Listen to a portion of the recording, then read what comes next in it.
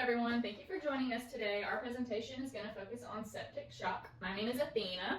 I'm Jesse. And I'm Monica. I'm Amy. And so in this, we're going to talk about why we chose this topic. So we chose it because of the clinical relevance. Septic shock is something that is very common in healthcare professions today. You're likely to encounter it, so understanding it and how it can directly impact patient outcomes is important. So what is septic shock? So you have sepsis, which is a life-threatening organ dysfunction from infection that leads to systemic inflammation and tissue injury. And then you have septic shock, which is a more severe sepsis with circulatory and metabolic failure, so hypotension, high lactate. Bacterial infections, so you have the gram-positives, which are Staph aureus and Strep pneumoniae, and then you have the gram-negative, so E. coli, Klebsiella, Pseudomonas, and then fungal infections. So a common fungal infection that we hear of most often is Candida. Risk factors, who are the most at risk? So immunocompromised individuals, people with HIV, those who are on chemotherapy, organ transplant recipients, also individuals with chronic illnesses such as diabetes, chronic kidney disease, liver disease, and then ages are important. So you have the infants and also the elderly that are most at risk. So inflammation is a key factor in sepsis, and the net goal of that activation in general is to isolate, recruit, and signal repair. It recruits other fighting cells, and then the repair starts almost immediately. The infection and cellular injury is what triggers the alarm system, which is fought by the mast cells, macrophages, and plasma protein system. Mast cells, they're very fast to act, and they have two pathways really after they recognize those infections or injuries. That's degranulation and synthesis. Degranulation really releases histamine, and that histamine causes vasodilation, and then it also causes the endothelial cells to retract, which increases the permeability and migration of cells. The chemotaxis is recruiting fighting leukocytes like neutrophils and eosinophils. And then for synthesis, it leads to prostaglandin secretion, platelet activating factor, and leukotrienes. All those also increase the dilation of blood vessels and the permeability. The macrophages, they also identify those small molecular patterns on the surface of the invading pathogen. And then that triggers cytokine release, which is interleukins, tumor necrosis factor, and interferons. Those are all proteins that guide inflammation and guide the immune cells to their location of injury. The plasma protein systems in general is the complement, kinin, and clotting systems. Complement system is plasma proteins with 3 modes of activation, and that essentially boils down to direct destruction of pathogens. The kinin system, bradykinin is the final product of that activation, and it has similar effects to histamine like vasodilation and increased permeability. It also can induce pain alongside with prostaglandin, and that triggers smooth muscle contraction. The clotting system, it adds to that isolation of the injury or insult by microclots or clot formation, and then it also increases that vascular permeability. The primary goals of regular inflammation is rapid activation, localized edema containing the area they call for help, and then that also facilitates migration of fighting cells and starts the cleanup process almost immediately. It also to generate pain and reduce activity of the host, and then start that repair of the endothelium. And the mediators are commonly able to stimulate both pro and anti-inflammatory actions, which makes it kind of self-limiting, and those both go on at the same time. Septic shock occurs when these systems are overwhelmed. It can't find the off switch, so the brakes have kind of failed, and that leads to the widespread inflammatory response, which is the most common form of distributive shock. It decreases the SVR, the systemic vascular resistance, which degrades the delivery of nutrients. If you can't build that pressure, you can't pass that gradient. And then systemic increase in vascular permeability, like we said, it decreases that volume, and so you have a larger container and less volume. And then progressing to septic shock, you have significant cellular dysfunction. It's on a large scale hypoxia, which has some key problems involved. Decreases the ATP production, which then makes anaerobic metabolism more prevalent. That leads to lactic acidosis, and then a decreased ability to use glucose that is present. And that can lead to end organ dysfunction and death if not reversed. All right, so now I'm going to kind of go over the clinical manifestations. I'm going to briefly touch on just the progression of septic shock so you can kind of see visually. It will start with sears, which will include any early signs of inflammation, and it can lead to, and then if that goes untreated, it can lead to death.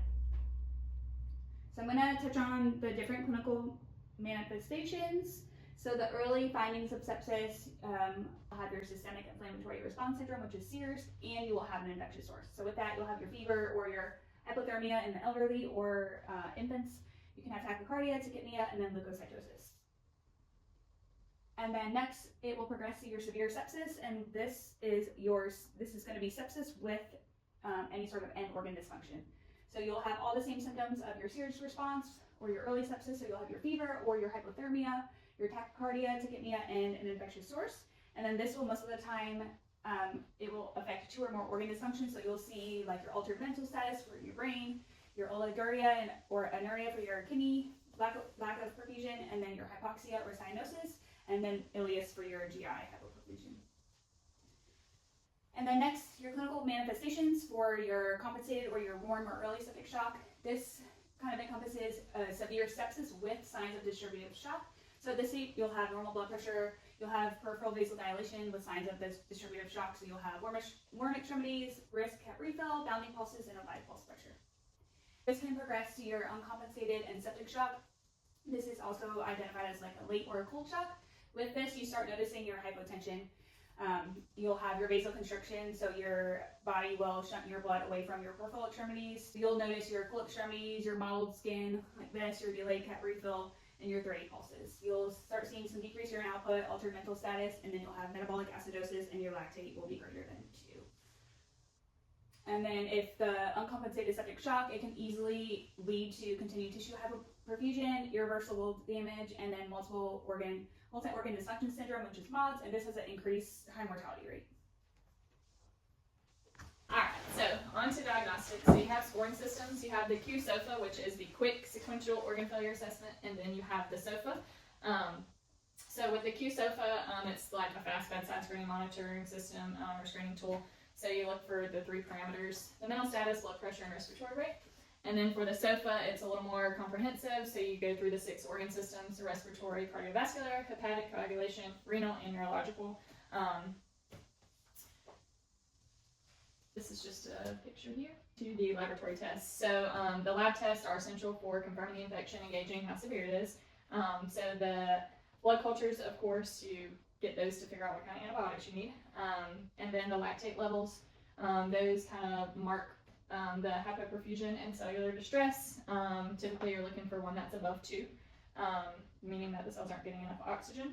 And then onto the CMP and CBC. So if you see an elevated white blood cell count, then that's going to be indicative of infection. Or on the other side of that, if you see a low white blood cell count, that could mean that your immune system's just exhausted. The CMP, you're looking for liver and kidney function, electrolytes, and then also glucose control. And then onto the imaging. So you have your pictures here. That would be the chest X-ray, which could indicate like pneumonia, infection, CT for abscesses like intra-abdominal or post-op infections, and then the ultrasound, which is more the biliary and urinary sources. Alright, so I'm going to touch on the evidence-based treatment for septic shock. So there's 2 different kind of things that we can use. There's the early goal-directed therapy, and this is used in conjunction with the Surviving Sepsis Campaign guidelines. The EGDT is more looking at your hemodynamic and having goals for that. So like your central venous pressure, a goal would be 8 to 12. Your MAP would be a goal of 65 to 90, and then your urine output goal would be 0.5 ml per kilo per hour or more, and then your your central venous oxygen saturation, a goal of 70% or above. So this is kind of used in conjunction with the Surviving Sepsis Campaign. So this is based on the Surviving Sepsis Campaign. The first thing, they would like to cure your airway, provide any supplemental oxygen, and then obtain IV access. The main thing is to do fluid resuscitation, and early antibiotic therapy is key in this for survival. So initially you want to give a maximum of 30 ml per kg of crystalloid fluid resuscitation within 3 hours of diagnosis. And then the second thing you're going to want to do, you're going to want to give a broad spectrum antibiotic therapy. This needs to occur within 1 hour of diagnosis, and this is dependent on the age, previous infections or the current infection source, and then just the ultimate history of the patient. And then the third thing, if the blood pressure is and the maps are not achieved with the fluid, you would want to activate and start a vasoactive agent. Norepinephrine is preferred, and but they can also use additional things like epi or dopamine. The fourth thing, you would want to do source control, so you would either drain the abscess or bring it to surgery, or if it's an infected central line, you would want to remove that. The fifth thing you would want to do is like corticosteroid administration. You would utilize this resource if they were unresponsive to fluid or any vasoactive therapy. What this can do is corticosteroids can help replace intrinsic loss of cortisol when hemodynamic stability is not obtained with adequate fluid resuscitation. Mineralocorticoid can contribute to blood volume restoration, and steroids can help increase systemic vascular resistance. And then supportive care, this patient will definitely need probably intubation, invasive lines like central line or arterial line, and then definitely ICU management to. So this is just a quick case study of a severe sepsis patient. Hopefully you catch it before it progresses this far, but this is a good reason why it should be. So you got a 72-year-old male comes into your ED. He was last seen normal at 7 o'clock, which is the shift change where he lives in his ALF. They had no accurate baseline of his mentation, and staff called 911 because patient was unable to move from bed to wheelchair. It's not normal. EMS reports a GCS of 12. On arrival, accelerated respirations were found. His SpO2 was 87% on room air, 92 on 4 liters. Peripheral pulses were weak and accelerated with hypertension, blood sugar 225, and they established an IV. So your initial impression of the patient is that he appears pale and somnolent. He's got a real increased work of breathing. He's alert to painful stimulation, which gives him a GCS of 11, and naturally patent airway, pale mucous membranes. The respiratory rate, like we said, is pretty high, and then he's localizing pain at this time. Signs right there for you, just a more clear picture of what's going on. And then obviously going to get the initial labs, the CBC, CMP, lactate, the BBG, blood cultures, and the UA. And then we would increase his O2 delivery, and then that 20 to 30 milliliter per kilogram bolus of crystalloids that we were talking about. There's a quick physical exam of him, notable for the flat or sunken jugular veins. And then he has a new onset pansystolic ejection murmur on the left sternal border. Still looking for signs of infection. Abdomen's soft, flat, non-tender. You get to the GU and you see a soil adult brief is present, and he has an indwelling urinary catheter. There's redness and purulent discharge at the urethral meatus, so it looks like you found one. Decubitus ulcer on the left heel, and then non-blanchable redness to his posterior thorax. Here's some notable labs that start painting an even clearer picture. Kidney function is altered, his white blood cell count is high, lactate is very high, and he's starting to become acidotic. You can see he's compensating by getting rid of some CO2, and then the UA was as expected.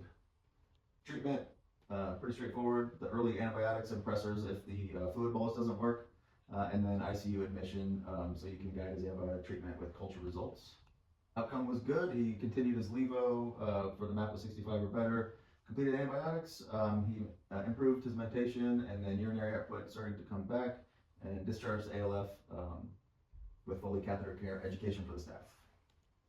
Okay, so literature comparison and reflection. So Jesse spoke about the 72-year-old male that was diagnosed. Congruencies, early initiation of fluid and broad spectrum antibiotics. So given this patient fluids fast and broad spectrum antibiotics will improve his health outcome. This person, we need to recognize that they're high risk. Why? Because they have comorbidities. They have diabetes, and they've also had a recent infection. So that person is at risk for septic shock.